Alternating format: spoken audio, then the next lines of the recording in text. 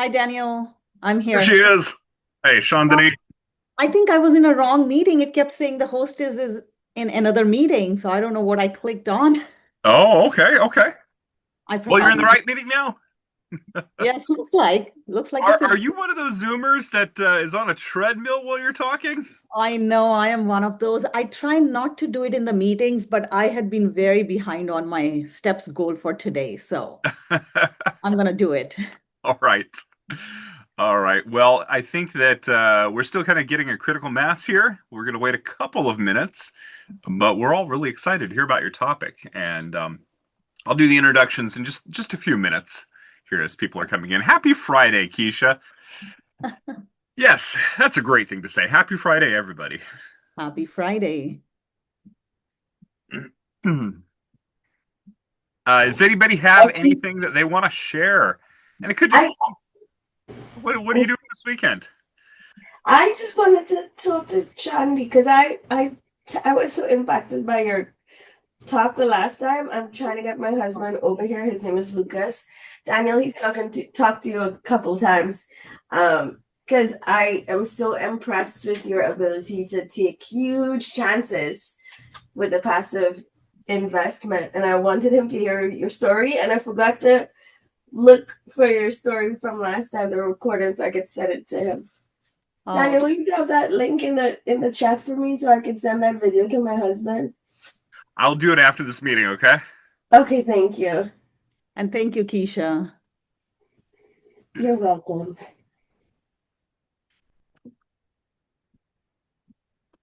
All right. Yeah, so we're starting to hit a critical mass here, so I'll go ahead and say that normally at the Alternative Investing Club, we wait about 6 months before bringing a speaker back. However, Chandni was here 2 weeks ago. She's neck and neck with last week's speaker for being the person who's spoken the most at the club. I think this will actually put you over the top. This talk. Um, so for 2 weeks, 3 weeks, you've been going back and forth now. But anyway, Chandni 2 weeks ago graciously stepped in when we had a speaker cancel, and she filled in the group, the speaker slot there. And so we're really thankful for you, Chandni, for doing that. And having said that, she was actually scheduled for this week. And so we're bringing her back again, particularly in light of your inspiring story that people really connected with, and then you also mentioned that you use AI for a lot of your investment, I guess, operations, and so I think a lot of us are really interested in that. There's surely no shortage of AI enthusiasts here amongst the Intel crowd, and even those that aren't here from Intel. Um, Actually, if you aren't here from Intel, could you throw that in the chat? I'm kind of curious how many people we have in our group here that are no longer from Intel. For those of you who don't know, this started off as an Intel employee group. All right, not Intel. Yeah. Now, okay, okay. If you have retired or have been let go, I don't think you don't have to put that in there, but I think I still kind of consider you Intel. Once an Intel, forever an Intel. Honestly, it's been a few years, and I still. Uh, it took a while for me to not feel like my identity was part of Intel. That's interesting. All right. Lots of no longer with Intels here. Well, welcome one and all. Um, if you like this group, please invite your friends. Um, this group only can bring in great speakers if this group grows. And the only way that this group grows is by you inviting your friends. I really don't do much social media. I probably should do more. When I have done it, it hasn't been terribly effective. So if somebody out there wants to give me a hand and show me how to actually make it effective, that would be really appreciated. We need to add that person to our leadership team. Um, I could also use somebody to help me with post processing of videos. I'm a few weeks behind on my video, putting them up on YouTube. And it's just one more task I have on my plate, and I haven't gotten to it recently. And so, if somebody wants to help me with that, I would appreciate that as well. But having said that, this is a community here, and I hope that you bring your questions. I hope that you bring speaker suggestions, and I hope that you talk amongst yourselves in order to get ideas on how you can best invest. Because that's why we're here every week. It's to learn from speakers every single week on how we can improve our investing strategies. And Chandni, I think that most of the people here know you since you were here 2 weeks ago. But why don't you go ahead and introduce yourself for anybody who doesn't? Absolutely. Thank you, Daniel. And I am going to share my screen. I think this should do it. Can you guys see my screen and the slide deck? Yes. All righty. So let's get started. Hello, everyone. It's been a while. I haven't seen several of you. Just kidding. Yes, I'm back after 2 weeks, but I promise you the topic of discussion is a bit different. There is definitely a value in what you're going to hear today compared to what you heard a couple weeks back. So today's topic, well, no matter what, I am still in real estate, so there will be a lot of real estate discussion, but there's going to be a special spin or focus from AI standpoint onto what I'm going to be talking today. So my company, Wisement.AI, is really on a mission to revolutionize real estate investment with AI. And that's what I will be sharing the most today. My name, at this point, most of you should know, Chandni Dhanjal. I'm a lifelong product builder at heart. I am the CEO and co-founder of Wisement and of Wisement.AI. We'll talk a bit about Wisement and its AI platform, Shelties. I also, along with my husband, who is on the call, co-founded Charming Vacation Homes. It's a portfolio of luxury real estate in the US. And prior to my startups, I led product and tech teams in Silicon Valley. As I mentioned earlier, I was here a few weeks back and I talked in length about real estate landscape. So in the interest of time, we'll have a quick summary on the landscape. I will briefly revisit how a Silicon Valley product leader got into real estate investing and then built this whole full service company, Wisement LLC, around this side gig. But really, the main talk is going to be how I'm expanding this passion to a full-time obsession of building an AI-powered prop tech solution with a mission to transform how we busy professionals approach real estate investing going forward. And this session is going to get a little geeky. I'll show you a demo of our AI platform. It's really a steel thread, in infancy stages, but I'm very excited to share what we have so far with you guys. We'll also show you under the hood, the architecture, the services, the tooling. So this really becomes a bit more technical, but would love to hear your feedback, or we can even take it offline if anybody who wants to even geek further with me on this. I will wrap up with a roadmap, vision, and I have an ask of you. So stay till the end because I do have one ask. So we know the majority of the problem that we busy professionals faced in real estate investing really comes down to this overwhelming industry. Real estate has too many jargons: long-term rental, short-term rental, cost segregation, bonus depreciation, seller financing, co-hosting, property management, REITs, DSCR, umbrella insurance, and so on and so forth. So you get the point. And to layer it up, we busy professionals who want to invest in this industry are very limited on time. We struggle to gain comprehensive knowledge. The information is super fragmented. And as a result, most folks either don't invest because they just lack the confidence, or something that we did, we end up investing with limitations like suboptimal properties within drivable distance of where we live. And when my husband and I started, we were no different. Wiseman's journey literally started like that. In 2012, we made our first investment in California, pretty much in our backyard. Until 2015, it was all trial and error, just fortunate timing. In 2015 came a painful wake-up call when one of our investments went wrong. And that's the time we committed to learning the space, kind of building a strategy, expanding our network. And then over the next 5 years, we invested across multiple US states. I spoke a lot about that last time. We advised other people, and we officially formed Wisement LLC.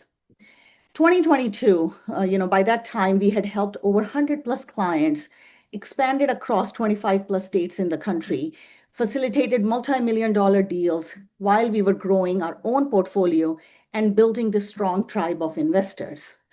But the real breakthrough came when we entered into this vacation rental space. And that's what, was a long discussion and a lot of slides that I showed on that 2 weeks back. So if any of you missed that, I would highly recommend listening to that. But those 2 or 3 years were really transformational, both on personally and professional side. As our portfolio income surpassed our W-2s, my husband and I, we both left our jobs. We began investing in larger, like multiplex boutique hotel kind of opportunities. And my husband, whose background is in operational excellence, he really honed into, operational excellence of the business and guest experience side. And I shifted my focus on building delightful products, which is delightful hospitality real estate, and full service tech enabled solutions to empower others. So here you can see our portfolio of properties. We eat our own dog food. Our company Wisement sources these properties, design them, and our company manages our own personal portfolio on top of the portfolio of other clients.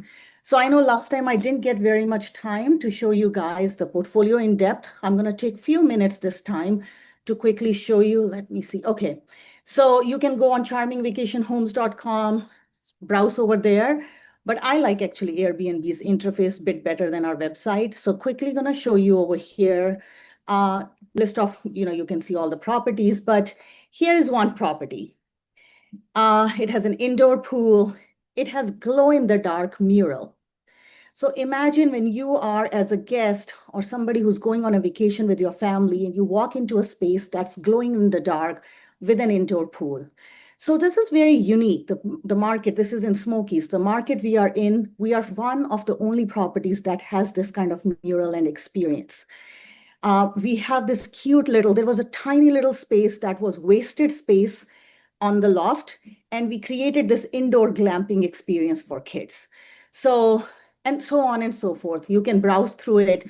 You will see what kind of designs we bring. So this is one example. Here is another property. This is one of our recent acquisitions. Over here, this is a huge property with 7,500 square feet, and we added another 500 square feet to it. So it's about 8,000 square feet now, high ceilings. It has a creek in the backyard. So this is literally the backyard of the property. So we scout for properties that are that unique. And then we kind of enhance it further with a lot of different amenities and experiences. So here you can see we have 18 indoor entertainment areas in this property. You name it, massage room, music room, glow in the dark cave, a movie theater, game room. So there's just so much. And honestly, you may look at this and you may say, how much money did she spend? And I have a case study for you on this specific property. And it's going to blow your mind to see how much we overall spent in it and what is the expected revenue and ROI on this. So just in a few seconds, I'll do a postmortem of this particular property, but you get a good sense on this. Then here is another one. It's in Illinois side, a large cabin. When we got this property, this was already the top revenue generator in that market. So for this particular property, we did pay premium price.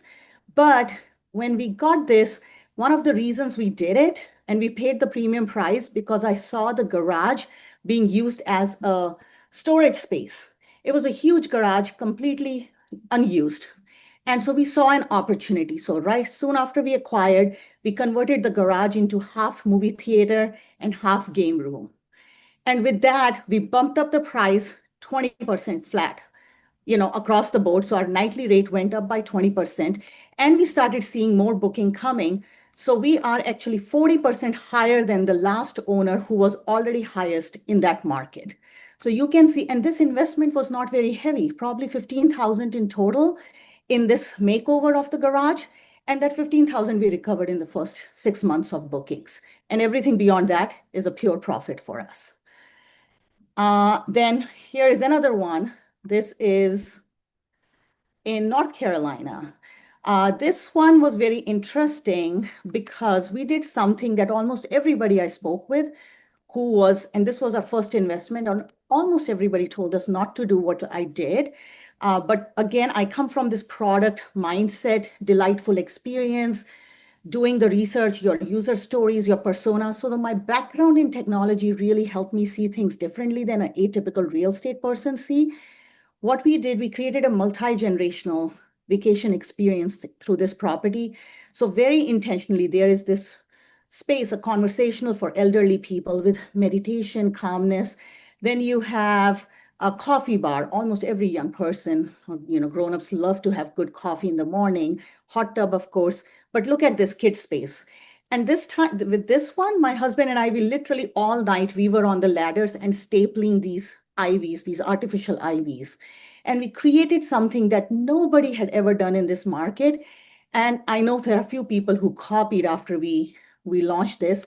So this is for young kids. So think of a grandfather who's thinking of booking a place for a family reunion. They want to see their kids playing over here. You as a parent of young kids want to see your kids playing over here. And being a parent really helped me see this because I was a new mom. I wanted a safe place while we grown-ups are having fun. My kid is in a safe area. And so we created this. But then what about a bit older kids? We created this glow in the dark avatar theme game area for them. So the point over here is when people say, oh, vacation rental market isn't that great anymore, profits are not there. Well, it depends. No matter how saturated a market is, it really depends upon your vision and what uniqueness you're bringing to the table. So in your leisure time, please go ahead and explore more on Charming Vacation Home. But I know last time, in the interest of time, I skipped it. So wanted to just show you what we are doing. So coming back over here now.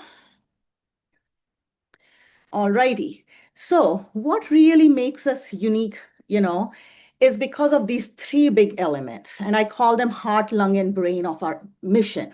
So property design is really a heart. Like, you want to have the right design, right elements in your property. Then property hosting is literally lungs. You want to make sure the operations are smooth.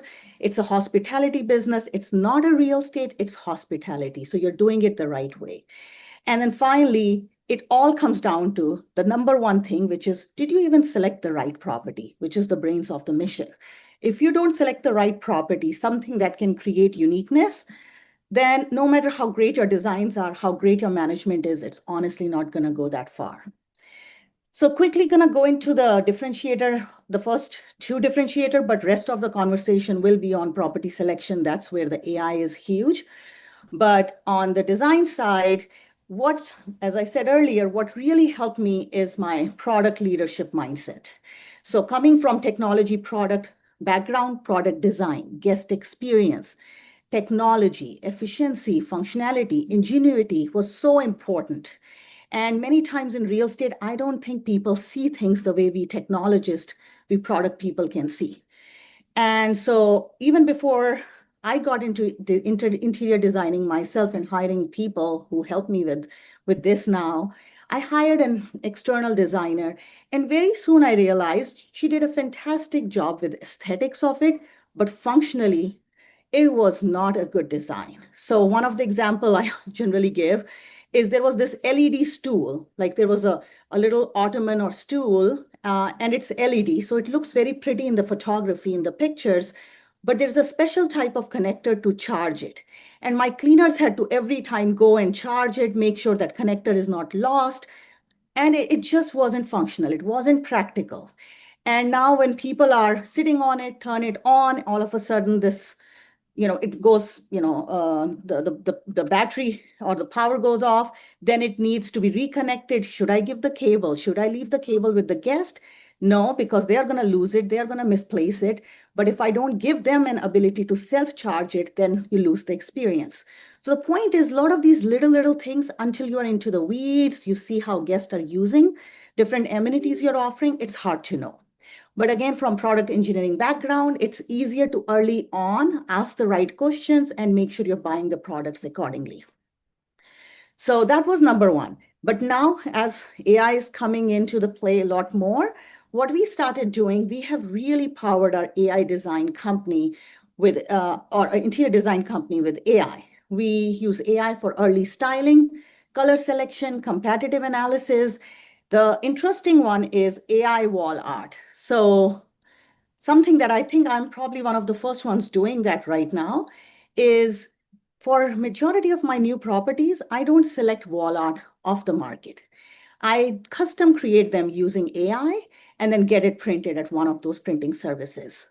And one of our recent projects that we did, we saved by doing these AI hacks and all, we saved about 22K on the design side. So it was 20% lower cost. And I had this, I was invited as a guest in a different podcast by Stacy St. John's. So if you are interested on interior design, how to save money, that whole podcast is around that. So there was a huge saving we did into that. What also is interesting is many times guest tells me, where did you buy this wall art? Like, oh, this is so interesting. And well, it is not bought from anywhere, it's created through AI. And here in the pictures also you can see, if I want to have a olive green color as prominent color, I can create my own AI art, which saves me a lot of time, a lot of money, and gives me that uniqueness that most of the people, most of the designers don't have it. So with time anyway, we have used AI and we have grown our interior design business to now we help primary homeowners, secondary or vacation homeowners, or somebody who wants to be, in the luxury vacation rental or short-term rental space. So that's first. Then on the management side, for that part, as I said, it's really the lungs, mission critical piece. For the hosting side, it's so important to not have any compromise and keep hospitality or guest, or your customer in the front and center of everything. And that's literally what we do. And my husband spearheads the guest experience side of things. On all the platforms across all our properties, we are ranked either 1% of the homes, 5% of the homes, but nowhere we are below 10%. So almost all of our properties have this badge. We have 500 plus reviews across the board, Airbnb, Verbo, direct bookings wherever we are. And revenue wise, we are in the top 1 percentile. And again, this is really, and a lot of us, means all of us, are in a business where we have customer facing, products. We know how important it is. So here is an example. I took this screenshot actually yesterday. A guest who just left, you can see how the kind of review they leave. They're talking about beds and pillows. It goes back to the design and making sure every element is functional and is at the utmost level of service. And then the other big part you are going to see Kapil, which is my husband, he is being called almost in 99% of our reviews. He gives this white glove service where he picks up the phone, talks to the guest, and that still makes a huge difference. So when people ask me, oh, is AI going to replace everything? Oh my God, you are too much into AI too. Yes, there are certain elements that we are using AI for, and that's rest of my talk about. But there is certain elements I don't want to overdo with AI. So as I'm talking about AI, I also want to emphasize certain parts are best to be left with humans and the right type of human. So here you can see review after review, another review 2 weeks back, again, talking highly about an additional refrigerator on the lower level. Again, thinking about where people are going to be socializing. Whenever people are socializing in an area, they're going to have drinks. Maybe it's smarter to have a refrigerator, especially for the summertime. So those little elements in design goes long ways. And same when you're designing your primary home and all. Again, it talks about couple, my husband, there was an issue of a dishwasher. Things do go wrong. It's not about, oh my God, something went wrong. It's about how quickly we fixed it when it went wrong and with what attitude. And then there is this one. Again, this is a month old review. I don't expect you to be sitting and reading all of it, but the point here is I never leave long reviews until somebody impressed me so much that I say it's worth my time to write a long review. So when I see these kind of long, and you can go on again our site and see how many of our reviews are long, that tells me guest had an experience that exceeded their expectation and made it worth their time to sit and write this review. Sometimes, like when I saw this review, I'm like, it looks like we paid this guy to write it. Like he's bringing things like frisbee toss, races to the creek. Very interesting. So point here is no matter what you're doing, anytime you're in a guest facing, customer facing environment, these little things go long ways. Yes, we want to talk about AI. Yes, we want to talk about a lot of cooler stuff, but the fundamentals still stay the same and they are not going to be changing with AI. Now, let's talk about property selection, which is the most important things. Yes, property selection, there are a lot of different elements that we look at to make sure we are selecting the right kind of property. Market research is super important, competitive landscape, neighborhood, property specific elements are important. What kind of risk are we taking? Do we have a backup plan? Do we have a mitigation plan? Exit strategy. And then, of course, financial metrics. It's an investment. Numbers have to make sense. And this to me is the most mission critical part of this equation, and that takes the most time. And this is where a lot of repetitiveness comes. So here I'm going to show you the case study of this one property that we bought in Kentucky this year. This particular property was a huge property. I was telling you, 7,500 that we made 8,000, 7 bedroom, 7 bath. Purchase price was 635, and then we got some seller credit, so it came out to be about 600K for us. Expected revenue on this property, and oh, one piece it's missing. We did pump in about close to 150K into designing and renovating. We always pump in money to make it very unique. It already had some unique features as creek and a large space, you know. But we are expecting an annual revenue of 250 to 275K. After all the expenses, the net income is going to be about 150 to 175. So that's a pretty big amount just from one property, and ROI is easily going to be over 30%. Looking at these numbers looks very impressive, but let's talk about behind the scenes what was going on. This property was on the market for 6+ years, guys, like 6+ years. Like the seller had tried to sell this property for 6 years. So when you first, yeah, here is the history of this thing you can see. So when we started a qualitative analysis and looked at this, it was interesting. I want to ask you guys, what come to your mind when you see a property that's been sitting on the market on off, price reduction, whatnot, for 6 years? Most of the time, it's like something must be wrong with the property. The immediate gut feeling is let's stay away. This doesn't look like a good investment. That's actually the most expected, but not necessarily the most or the best response, actually. But the answer to whether it is normal to feel this way and just pass on it, or hey, let's dig further into it, that process is not that easy. And this is where, over the years, my husband and I have developed expertise to sift through hundreds and thousands of data points. These data points are fragmented across MLS listing, market reports, regulations, and so on. What's really challenging is interpreting these observations and data points and decoding these patterns, interpreting these qualitative risks, and validating those assumptions. So, as a result, for this particular property, it took us over 6 months. Yep, you heard it right. Over 6 months to just assess just this one property. I know people, especially who are from Bay Area, we make a decision while we are seeing the property, especially when it's a hot seller's market. That's just not. I keep telling everybody, do not rush into investment decision making unless you absolutely know this is the right investment and you know you're going to be in the bidding war. You have to go slow. You have to analyze the data across the board, all different buckets that I talked about. But yes, on one hand, it's great if you're just assessing one property. But for us, who is a business, who is helping other people like a traditional consulting, traditional analysis, traditional tooling, traditional mentorship just can't help us scale up. No matter how good of a domain expertise we have, we just won't be able to scale up. We could only help two or three clients at any given time, at the best case scenario. And that was the challenge my company was facing for the past 1 year, where we had a lot more demand, but less of a supply or time that we could give to our clients and scale up. But last year I was in one of these AI conferences, and I sat in a Crew AI presentation where they talked about agentic models. Sitting over there, I felt like I found a key to the lock that I have been trying to crack. And right after that presentation, I reached out to one of my ex-colleagues from Workday days, who I knew is one of the tech geniuses, and he was my principal architect back in the days. I shared with him my company vision, how I'm envisioning this AI-powered property investment solution at scale.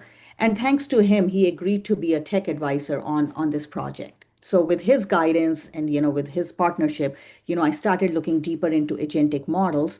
And then we unveiled at Gen AI Summit this year in August at Santa Clara, Project Shelties. It is an AI-powered platform that's going to help busy professionals invest with confidence in real estate. What's unique about Shelties is that it has an educational element built into the platform, along with right touch points with subject matter experts. By no ways I think that, oh, humans are going to go away, a system, you are going to open, log in, ask some questions, and system is going to give you an answer. It can help you. It will be directionally aiding you in the right direction, but there will definitely be human touch points. So how it's going to work, it's going to be a three-phase process. Phase one is explore and strategize. This is heavily using AI agentic model, and I have a demo in a minute to show you. This phase is more of a quick litmus test to filter in or out certain markets based on the investor, like your criteria and market condition. Then phase two, again, AI-powered system. This is going to sift through thousands of data points across hundreds of data sources. I want to eventually couple it with image processing techniques. So nobody is doing in the industry image processing, in real estate. So when I look at the picture, I should be like currently humans, like we, my husband or our team looks through the pictures and look at what are the risk associated with this property. What is the unique feature, like a creek in the back, or oh, it has large size rooms that can be split into two rooms. We want to do all that thing with image processing. Another one is topography analysis. When you're buying a mountain property, it really matters how your elevation is, how many switchbacks you have. All of that eventually contributes to the accessibility to the property during those weather conditions. So we want to do those kind of topography analysis, and using satellite maps and all, which we just don't have today, in an automated way. There will be definitely a subject matter expert in the loop on this particular one. Oops, sorry. In this phase, so it's not going to be fully autonomous, at least for the foreseen future. I don't, but I would say 70-80% of the work will be with AI agentic model. And then phase three is the final phase. That's going to be a white glove service where we have a dedicated team helping the clients in closing a deal after they are in a contract on a property. So here, let's jump into a demo. I tried this demo real time in one of the other presentations I was invited in, and it failed. So I have a screenshot version of it, but it gives you a good sense. So here, as soon as you log into the system, Coach Terry kicks things off by asking a few simple questions to you. So it's going to ask you about your goals, your budget, your knowledge and experience level, your risk appetite, time commitment, preferred investment style. From this information, Coach Terry is going to build a comprehensive investor profile. So here on the right, you can see this investor profile. And then it has a inbuilt feedback loop with, and once you validate as a user, you say, yes, this makes sense. It crafts a personalized strategy proposal for the user. Again, you can see that on the right. In the chat, it explains why the strategy was selected, the expected returns, how it fits your overall goal. And once you approve it, then the system goes one step further and shortlists the best real estate markets that match your profile. And this is one of the number one questions people ask me, given what I'm telling you, what are good markets? Yes, I know you are going to be finding properties for us, but we also want to, in our free time, want to look at certain markets or just go visit the markets. So this will be great for you. So in this demo, for example, it's shortlisted a couple beach markets, a mountain market in high country, and so on. And again, after you validate with the user on the selected market, the user may say, no, I'm not very keen on beach market. I'm scared of hurricanes. It can go back and kind of revise itself. Or if you say, hey, this is good, then it goes one step further and finally delivers specific properties that are for sale in those shortlisted markets that align with your strategy. So here you can see it has selected a property in Boone, North Carolina, and so on. So this phase one, exploratory and strategy that I talked with you earlier, it used to take us 2-3 months, per user. And with this, once we have this up and live, of course, we are starting with one zip code. So it's going to take us a while to get to a national level. But once it's there, it's just going to be a matter of few minutes. And this is Shelties.ai, guys. This is my vision. We are going to reimagine real estate investing with AI. Now I'm going to take you to the geeky side of things. Or actually, you know what? I'm going to pause. Let's see what questions we have, Daniel. And then I'm going to make it very technical. And from this point on, it's all architecture and all of the good stuff. All right, we got quite a few questions here. Okay. And the first one goes all the way back to the very beginning of your talk when you were showing off the children's area, and it prompted the question, what are your cleaning fees like? Great question. Well, cleaning fees can be high. It depends market to market. In some markets, we pay all the way to $650 per clean. But the good news is cleaning is a pass-through. You don't pay it from your pocket. It's like you charge the guest for it, and then it goes to our cleaners. Honestly, because we are creating these luxury vacation rental, very seldom a guest comes to us and say, oh, you are charging too high. They see the value. They see when there are 18 entertainment areas, they see the value they are getting. We are not dealing with so many price sensitive guests, honestly. So we Do you generally tend to don't. have larger average stays because of that, or do people pay that sort of cleaning fee for like a weekend?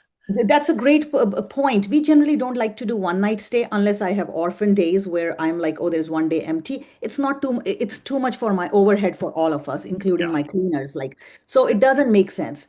Another thing I'll say, I am of a mindset, I don't want to maximize my occupancy. I see some gurus, leaders talking about, oh, I have a 90% occupancy in my properties. I actually don't want that.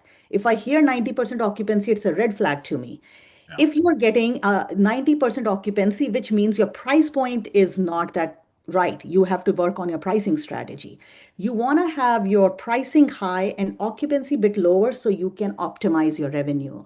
So it's a game of optimizing revenue and eventually your net income. It's not a game of optimizing occupancy. This isn't one of the questions that we have here, but I wanted to ask you about seasonality. Do your properties tend to have a lot of seasonality, high seasons and low seasons, or maybe one or two high seasons per year? That's a great question. And you know what? And this is, I won't take credit for it because we learned ourselves after the fact. In the process of building a delightful product, we realized our properties have become a destination of its own. Even if it's raining, winter, snow, whatever, people just love the house itself that they don't even care to go anywhere. As a result, when it's not so prime seasons, but people want to have a vacation, they actually choose my property over maybe a neighbor's or somebody else's property because they're like, whoa, there is so much I could do in this house. So we actually do not have very much seasonality. Now, at the same time, I don't have any beach property personally in my portfolio either. I know beaches have a high seasonality. The real testing of the water would be if I buy a beach property, do what I have done, and I can still get the money throughout the year, then I would say yes, means this is well proven. But at least in our mountain and other markets, which are not that high shift of a seasonality, we honestly don't experience seasonality. Yes, there are certain months. As soon as kids go back to school, August 15 through mid-September, we do see the dip, but hey, then it comes up again. But our like November, December, which in a couple of my markets are dead season, we actually make pretty solid money in those months. Manju is asking, what is your average percentage of return on these investments? And I have to imagine that, each property is fairly unique in its return percentage, but do you happen to have some numbers or I'll let you answer whatever you want. Yeah, with time, we have gotten to a point for our own personal portfolio. And again, your strategy and goal might be different than mine. We have clients who really want to invest for tax purposes. Their biggest driver is taxes. They want to maximize on their tax saving. And their goal is like, oh, as long as I break even or I do 5%, 10%. So based on that goal, and the strategy is different and ROI is different. For me and my husband, we are a little aggressive. We do not invest in anything that cannot give us 30% ROI. Means all the things that we do and whatnot, if it's not 30, it's not worth our time. Gotcha. I'm sure you're going to go into this more, but there are questions about how do you manage this remotely. Is the rest of your talk going to be going into that area? Now, I'm actually Okay. jumping into the AI side of things, and you can reach out to me later because I know I really wanted to bring AI into this talk. So, if time permits, I can come to it. Otherwise, my husband Kapil is on the call. Or Kapil, do you want to just quickly unmute He yourself? replied in the chat. He did? Okay, yeah. So he's the guru of managing, but really it comes down to, finding the right people, and we have a checklist of the kind of people I we get. remember too. You mentioned a site that helped you with unified calendaring. Was it something? What was the name of that site? Unified calendaring? Is that a property management system you're referring Property to? management system. Yeah, Yeah. we do have a property management system, but that doesn't help with like it helps us, yeah, logistics of the management part, but really finding the team is the biggest thing, finding the right team. And we do go personally fly there to find a team. We just don't pick up anybody online or, somebody referred to, because I always say it's when you're working with humans, the other person can be the best person in the world, but may not be the right match for you. It's all, and it goes to every industry, every field you are in. So for us, is this team, is this person a good team member? Does he has the right principles and mindset as I do? For example, if there is an issue, we reply within 5 to 10 minutes max to a guest. So I expect a team member who responds to a text within 10 to 15 minutes max. So you come up with your operating agreement, you come up with your principles, guidelines, and whatnot, and you make sure you find the right people, very much like hiring anybody. But once you have the right person, then you want to make sure you do not let them go. And with that comes, you just treat them the right way. You are giving them the bonuses. You're making sure they are treated respectfully and they feel they're part of the team and not an employee who's just a cleaner. All right. We've got a lot of good questions here, but I think I'm going to hold them to the end so you can get into the meat of this Sure. section here. Okay, so let's jump into this side of the things now. So I'm going to now talk about the technically where we are. So let's, so we talked about this AI. I showed you the demo. I want to really, it came down to building a fully autonomous agentic workflow. It's intended to streamline manual operations and reduce the cognitive load. And as I mentioned you earlier, our company has manually extracted, analyzed over 1,000 parameters about each property, market segments from multiple data sources. So these two characteristics that I'm speaking over here really applies to any business that has heavy professional services, managed services component, and handles large amount of data, points from different data sources in making a decision. So if you are in any of these, you have a side gig or you have a business where you have those elements, I would highly recommend looking into agentic model. For us, what was important, we needed a lean development phase to prove that Gen AI can, in fact, help us with our business and eventually disrupt this business. So there were diverse data sources with varying degree of API capabilities. So on top of that, we had accumulated an enormous amount of educational material. I also run masterminds. So I have my whole year's worth of Zoom calls that I do with my team. There is transcripts, there is email exchanges, there is customer correspondence because it's a running business. So we had all of this data that we wanted to make sure contributes to the right data set building. Then we quickly needed to move to a phase to prove out our idea. And this is where we did a quick napkin architecture, which was very instrumental to anchor our discussions. In the beginning, we found we were just getting lost into the complexity of the real estate space. Pretty soon, you think about this, that, you are all over. So this architectural diagram really helped us anchor. So it was just a pen and paper sketch. We talked about N8N agentic workflow. So there are different workflows out there. When we started, I was very excited about Crew AI. Pretty soon we realized N8N is better for us. So we did that workflow on the spot, which included data ingestion, AI-driven education, analysis component, recommendation generation, feedback loop, all the things that I spoke earlier. And then the next phase was about demonstrating a steel thread to produce the end-to-end result of ranked properties, matching the investor portfolio, validating that this idea is just not a crazy idea in my head, but it is feasible, and then making sure end-to-end flow is achievable. So here you can look at a topography of the AI agents and services in our prototype. We have a manager agent that sits on the top that interacts with investors, collects their budget, goals, risk preferences, market conditions. Then depending on the interaction, it is able to either educate the investor using the education agents, data, or source additional data from various data sources, analyze ROI, look at the risk score and other metrics on the fly. Then the recommendation agent iteratively identifies properties aligned with investors' preferences. And in all of these agents, there is a feedback loop. You saw me mention that a lot in the demo. Feedback loop is very critical in the beginning in for us to make sure what we are doing is well trained and we are factoring in the feedback we are getting from our clients. But overall, I think it's a good practice to have that feedback loop where the client says, oh no, I don't think you have gotten my strategy right. And then we can kind of correct it in a timely manner. Now, here is the real geeky part. This is a diagram showing you how the workflow and agentic AI architecture comes together. We created this high-level strawman diagram to outline interactions clearly. So here on the left is the investor who interacts with the AI-powered chat UI guided by manager agent layer. Then manager agent determines the proper question to ask the investor.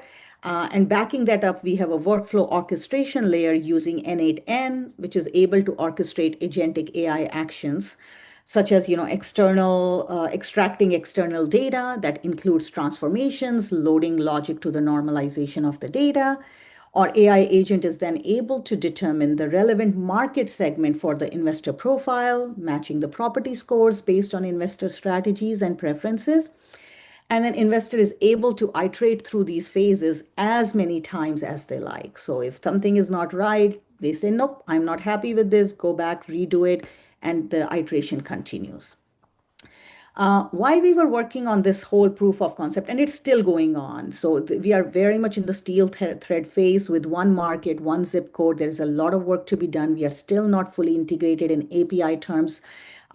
Early on, we are in early stages, and we already have faced a lot of challenges. So given where we are, some of the top challenges that we have seen. Number one is data quality and consistency. We have to address disparate formats, missing values, and do some pre-processing. Then integration complexity, that's overwhelming. Initially, involving managing APIs, rate limits, authentication flows, latency. Some of these subscriptions are more paid subscriptions. Agentic AI model definitely help with this a lot, but nevertheless, the space is complicated. Working with evolving AI models. You think you got this model right, ChatGPT comes with 5, which I think is terrible, in my personal opinion, compared to the other models. So these models are evolving so quickly. On the image side, we do image enhancement. I hated ChatGPT, but that was the best I felt for our needs.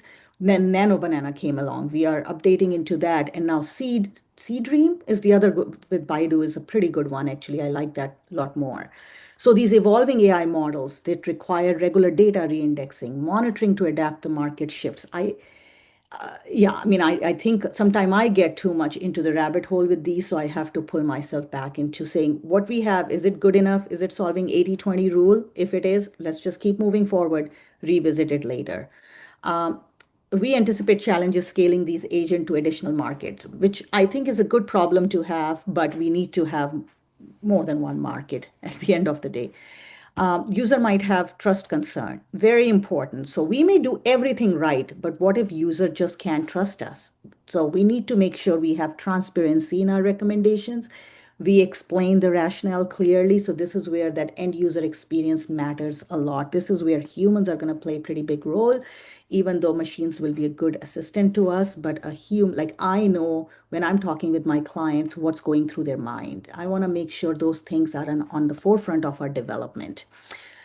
So finally, to address these challenges, we are planning a beta program, which is going to be focusing on engaging 20 early adopters to validate our phase 1 implementation. We want to include real world market data from around 10 markets. We are still at the first market.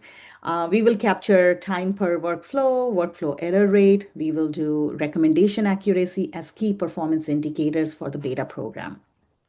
So that's immediately near future. What's there beyond it? We want to integrate with premium data sets. So there are some really good paid data sets out there, AirDNA, STR platforms, so on and so forth. We are not going there yet because we want to just work with the free, readily available data sets, prove the concept, and then eventually move to this part. Adding vision agents, as I told you, for property image analysis, topography analysis, that's very important to me. because we do end up spending a lot of time and it's very subjective right now. Geographic heat maps via Google Map APIs, another one on our roadmap. Then auto-generate investor reports and dashboards. Currently, I mean, maybe if time permits, I can show you maybe. We have these really the reports for, if you're given how much I'm showing you under the hood, let me just actually show you this too. When a client comes to us and say, hey, can you help us find a property? And let's say we do analysis and we find something that's promising, then we create a report. Here is a sample report or actual report that we have prepared for one of our client.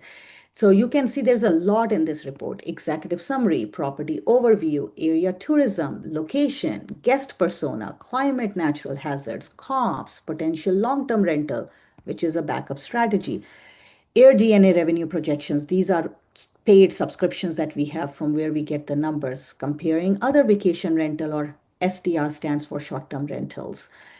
What is the right positioning? So after we get all of these, the first, I would say second through 10th is the data, input data, and then we come up with ideal positioning. How do we think this property could best position in this market? And then we do a whole detailed pro forma. Again, a lot of this is from our technology industry. I do SWOT analysis, then we summarize it.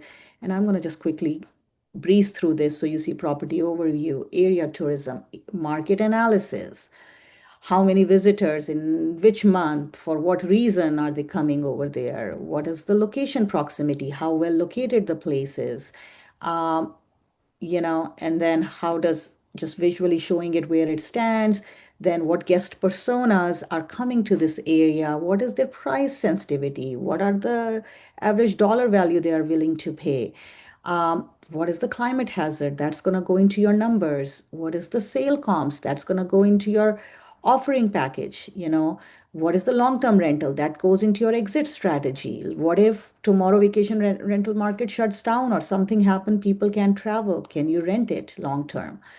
All of that, this is again proprietary data we get from subscriptions, Air DNA projections based on Airbnb, VRBO data on the property. Then what are the comparable other properties in this area? Based on all of this, what do we think is the ideal positioning for this property? So we do that assessment. Then we give a very detailed pro forma. We, at the end of the day, are engineers. Everything has to make sense from number standpoint. So what are the number wise? What is the asking price? We do what is the expenses? What is the revenue we can think, and then feed it back into what we think is going to be a good offer price. Um, and making sure that, yeah, are we getting cash positive? Like this property, a client brought to us, actually this property, she was very interested in buying it. Our calculation showed if she buys this, even at 250K lower than the asking price, she's looking at $2,000 net negative cash flow. So clearly an answer is no on this property. Unless it's a lifestyle asset, you just want to use it certain percent of the time and you don't mind paying out of pocket for that. Um, yeah, so then we analyze. The point is this whole report that you see here, it has pieces of AI in it, but it's a human generated report even till date. So we want to do this auto generated. And then eventually we want to go into, once we have this with B2C model, we want to go B2B. We want to have realtor brokerage firms, investment firms, using this tool, and then and then going globally. So my husband and I already made a trip to Europe. We spent a lot of time in Norway and Portugal assessing the market over there. And our vision is we will be making our investment soon. And we generally start by making our own investment, going through end-to-end experience. If the experience goes well, then we open that service to our clients. So we are not at an international level yet for our clients, but internally, my husband and I are making a pretty good progress on that front. And then ask of you, which I said my last thing was we are looking for a very solid AI engineer. I'm looking for somebody who is geeky about this stuff, who can develop, deploy, manage AI solutions with scalable infrastructure. We are currently using all these standard cloud environments. Nothing is really in-house from infrastructure standpoint. So these are very closed models that we are using. Anybody who's interested, there are a lot of flexible options that we have. We had some interns actually work for us, so the demo was created by an intern. So I'm very open to all kind of options. Anybody geeky into real in AI world, technology, and passionate about real estate, please reach out to me. You can email me at team@wisement.ai, and we have our website wisement.ai too. You can go and block, schedule a meeting, 15-minute intro call. So we'll be happy to do that. And then here's my LinkedIn QR code. And then I gave you my email. I am all ears for any and all ideas, feedbacks, questions you may have. All Back right. to you, Daniel.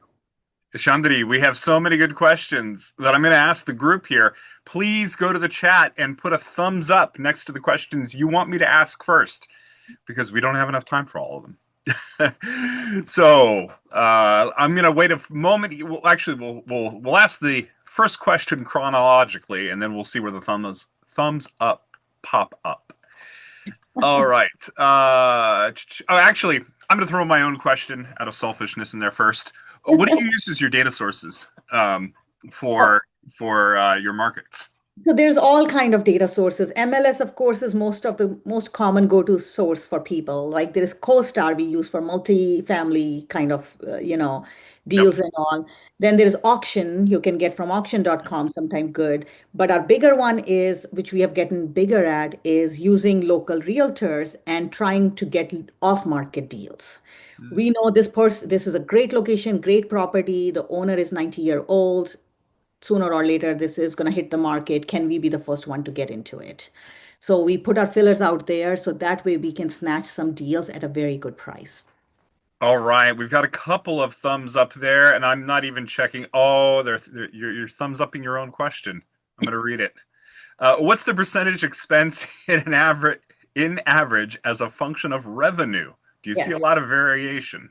Yes, there is definitely a lot of variation. It varies from market to market, but I generally go by some rule of thumb. So I'm going to give you three rule of thumbs, one for long-term rental and two for short-term rental. On a long-term rental side, a good property investment follows like 0.85% rule. It used to be 1% rule. If the property rent is about 1% of the property purchase price, it's a good investment from long-term rental standpoint. I know I'm speaking too fast. I know we have only 3 minutes. You 3 can go minutes. back on this. 3 minutes, yeah, you can go back on this call and see. Coming to the vacation rental side, the rule of thumb that I go by is 20% rule. So if you can get 20% of the purchase price in your revenue, that's a good one. So $1 million property, 200K, you should be looking at the revenue. Now, in terms of the expense part of it now, it depends upon your interest rate, which is a big piece of it. But generally, I would say 45% max is your expense. If you're touching 50% of your overall revenue into overall expenses, think hard. May not be a good investment. All right, I'm going to throw the two AI questions at you here, and I'll put them at the same time just so you can answer them together. We've got 2 minutes. What does N8N offer you that's better than Crew AI? And how do you use Nano Banana and Sea Dream? I know you mentioned wall art, but are there other ways you use them? Yes. So one so on the Nano Banana side, I hope I can show you. So I am heavily into when we are putting these pictures, you see the biggest thing that people the biggest decision maker for a person to book a place is the picture, how inviting the picture is, and so I do a lot post photography work on the images through Nano Banana now. I have a whole, like, I don't know if I can, I know you're putting me a Like an pressure. AI-driven Photoshop. It's an AI driven Photoshop, really. But I say add people. I want these people to look like this. I did some awesome work on that recently, and I can tell, like, I'm now feeling like showing it off to you guys. Sorry. Sometimes I like to show off. So but that's one part of it. So that was that. Now N8, N and Crew. So that's one part, by the way, Nano Banana. It also helped me with quickly getting a picture of the room and saying, hey, I want to change this tile with this. Generally, I have more proprietary AI tools, but in the interest of time, if I quickly want to make a decision, what kind of uh, floor tile or LVP is going to look in the room, I quickly go to Nano Banana. That's always on my screen. So that's my quick go to. But if I want to do a full rendering of a room, Nano Banana is not the tool I'm going to be using.